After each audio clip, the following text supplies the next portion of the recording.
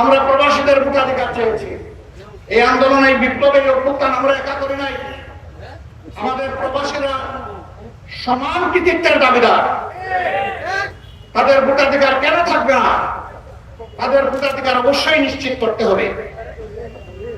তাদের ভোটাধিকার শুধু নিশ্চিত করলে হবে না, তাদের ভোট প্রয়োগ নিশ্চিত করার ব্যবস্থা করতে হবে। এগুলা কি আমাদের অন্যায় আবদার? এগুলো আমাদের যৌক্তিক দাবি। প্রবাসীরা হাজার ধরনের বিড়ম্বনার শিকার হন। বসুন্ধরা টিস্যু অশুদ্ধতার বিরুদ্ধে এক বিন্দুও ছাড় নয়। তার মূল কারণ হচ্ছে তাদের ভোটাধিকার নাই।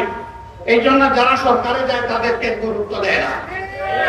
একটা জায়গায় খুব সুন্দর করে গুরুত্ব দেয়, সেই জায়গা হলো প্রবাসীরা আমাদের ইংরেজ যোদ্ধা। আর বিদেশে হালকা ওজনের বড় লাগেজ নিয়ে যাওয়া হয়, আসার সময় আলহামদুলিল্লাহ ভারী লাগেজ নিয়ে আসা হয়।